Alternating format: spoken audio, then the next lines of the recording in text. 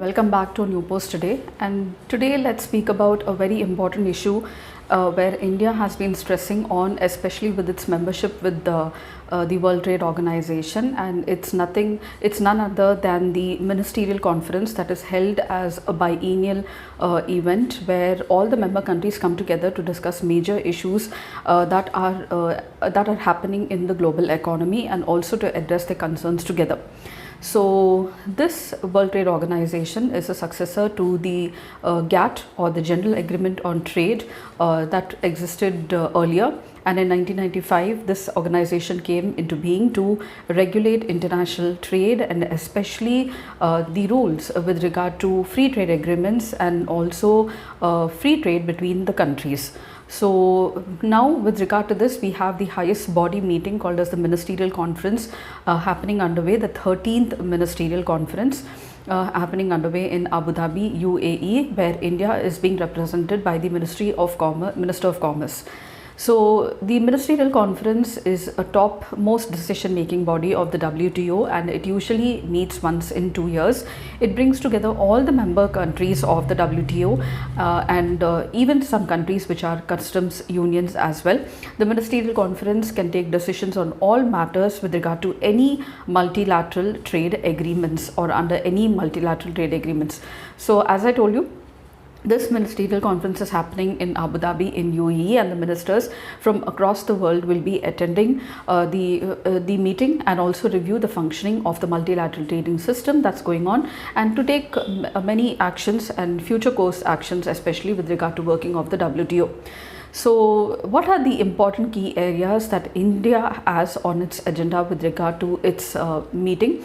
So the 4-day 13 Ministerial Conference meeting has many things to discuss, especially in the backdrop of the rising global economic situation due to the Red Sea crisis, the Ukraine-Russia war, and the Israel-Hamas conflict as well. Now India is strongly opposing something called as an investment facilitation agreement that is being proposed by China for finding a permanent and also for finding a permanent solution to the public stockholding of food grains for food security and protecting the vulnerable people in the country, and also something with regard to the subsidies for fishermen given by developed countries, which is leading to exploitation of fish resources in this high seas. Yes, so high seas is a part of the sea that is outside the exclusive economic zone under the United Nations Convention of Law of Sea.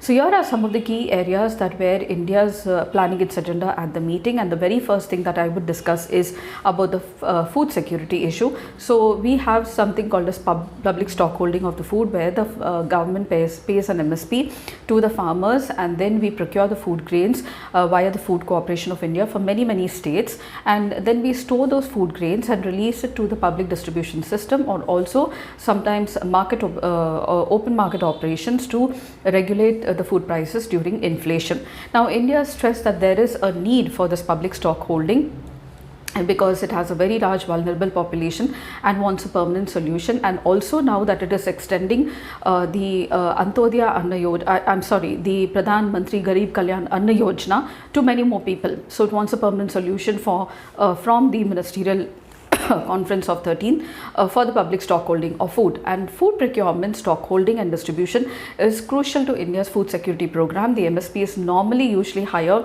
than the prevailing market prices, and also we sell at a very low price to ensure food security, that is the PDS. And this benefits about 800 million beneficiaries in India. However, there is a WTO agreement on agriculture which limits the ability of the country to purchase the food at the MSP. Now, under the global trade norms, the WTO member countries' food subsidy bill should not breach a 10% value of the production based on the reference price of 1986 and 1988. Now, as the prices have increased from that time, this base price means very less amount of subsidy can be given, and therefore India is asking to revise this reference period here as well. Now, as a part of a solution, India is already asking measures like amendments to the formula to calculate the food subsidy cap, and also developed nations are of the view that such programs will distort the global trade prices of food grains. But we should remember that it is the interest of the developed countries that are here and not the developing countries. we have a large vulnerable population, and not only we, but I'm sure many middle income and poor countries will be having a large scale poor population, especially after the pandemic period, and such programs are definitely needed and helpful for welfare measures. The next most important issue is about the Joint Support Initiative or the plurilateral agreements now. Now, India opposes this move being pushed by certain nations. For example, India is opposing the efforts of a group of countries, especially led by China, who is pushing for a proposal for investment facilitation for development. Pushing for a proposal for investment facilitation development at the WTO, and India has maintained that this agenda does not fall within the mandate of the global trade body. According to experts, the attempts by the group to integrate this proposal into the WTO as concerns for the organization, and also will impact the interests of the developing nations like India as well. So there is the need to ponder on this issue and large scale discussion and consensus. The next one is about agriculture reform. So India's stance to protect the livelihood of the farmers and ensure equitable market access is now gaining concern at the WTO. However, the developed nations are pushing for reducing the domestic support to the farmers and increasing market openness. So the developed countries want to access more of the markets, but then we have to keep in mind that it's not only the interests of the developed countries, but also the farmers at home which bear the brunt, and therefore our farmers are not very rich farmers. We have 80% of the land holdings are small and marginal, and the farmers need a handholding support from the government, especially in the form of subsidies, and we are dependent on the vagaries of the monsoon. There is soil fertility issues. Every state's geoclimatic conditions are very different, and every farmer faces its own set of problems. Most importantly, the dominant farmers in India is small and marginal, and therefore they need the help of the government of India. But this issue is being addressed at the WTO, and again this comes from the developed countries because they want more open marketness with regard to access of their food grains in Indian market and many other developing markets as well. The other most important issue that India is pressing for is WTO reforms. Now, India advocates for inclusive reforms that consider developing countries' interests against the backdrop of developed nations' proposal for flexible negotiation processes and more open markets. Now, this decision making by consensus and integration of the non-trade issues in the WTO also is a concern for India, like investment facilitation and also women empowerment, which is not a part of actually trade. India supports efforts to improve the working of the WTO, the special and differential treatment mechanism for developed and less developed and developing countries. India wants equal voice and in the WTO mechanism. It wants dispute settlement mechanism to be retained while certain reforms needed to be done in that. This is what the Ministry of Commerce says about certain changes that needed to be done in the WTO. Also, there is a dominance of developed countries like USA in these international organizations, and therefore equal participation is being stressed by India. India wants to revamp the appellate body to ensure fairness, especially facing off against USA's reluctance to do so, and also EU's proposal for alternative mechanism which is being asked to be considered and needs to be discussed before adopting it. Now, the next most important issue is with regard to your fisheries. So we have almost 90 lakh population dependent on the fisheries, and we have a long coastline of 7,516 kilometers. So fisheries is a major sector of India, but India faces a problem because of the developed countries who provide subsidies in the form of the equipment, the boats, the trawlers, the mechanized trawlers, the nets, etc. that the fishermen get, and therefore they are able to have a better catch than our poor fishermen. This is what I would say.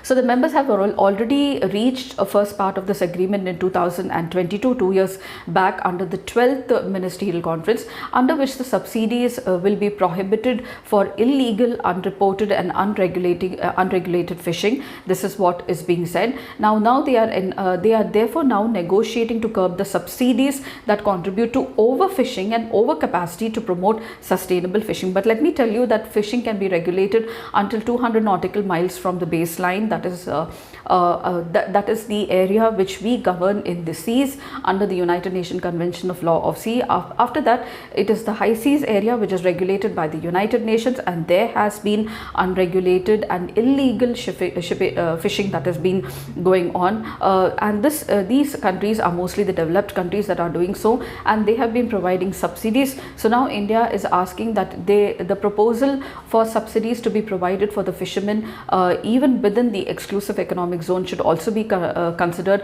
because these countries are having a upper hand because of the subsidies that they are being enjoyed and unregulated and over exploitation of the fisheries in the high seas. So India champions for a balanced approach on the principle of common but differentiated responsibility. India, also being a low fishery subsidizer, emphasizes that the advanced nations have been historically provided substantial amount of subsidies to their fishermen and contributed to also depleting of the fish stock, and therefore there should be bearing more responsibility towards the developing and the developed and the least developed countries as well, according to the polluter pay principle, and they should help the industries in the poor and the developing countries on the basis of this principle. And India also promotes for allowing to give its poor fishermen more subsidies till the exclusive economic zone, that is up to 200 nautical miles from the baseline or the shore, while the rich countries engaged in fishing beyond the zone should stop providing subsidies to their fishermen up to at least for the next 25 years. So this is what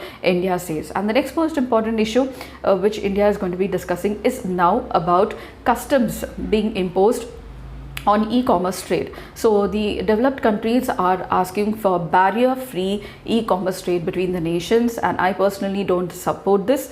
So the ongoing moratorium on the customs duties on electronic transmissions, which is in place since 1998, is a very contentious issue being faced at the WTO, and the key focus point for India is this now at the Ministerial Conference of 13. India, alongside several developing nations, has called for termination of the moratorium and as specified demands to impose customs duties, especially on e-commerce. Developed nations are pushing for a permanent adoption of a duty-free flow of digital transmission. That's because they want wider markets for their goods and more burgeoning markets, where and these burgeoning markets and growing markets are found none other than the developing and the middle income or the least developed countries as well. But definitely this will be a bane for the industries and the e-commerce markets that are functioning in these countries, and therefore India is going to discuss this issue as well. Now, barriers to trade is the last issue that is going to come up for discussion, apart from the other minor ones as well. Now, India maintains its stand that issues like labor, environment are non-trade issues and they should not be discussed at the WTO. The country has also emphasized that the trade barriers like the EU's carbon tax and deforestation regulation should not be erected under the guise of sustainable development, and there are different multilateral forums to bring up these issues under the United Nations where they can be discussed. Developed countries are also pushing for including women economic empowerment talks at the WTO, where many countries don't support this, saying that there are other forums for this where this issue can be discussed and it should not be mixed with trade related aspects. So in the 12th last ministerial forum, there were certain outcomes, and let me just give you a brief review of that.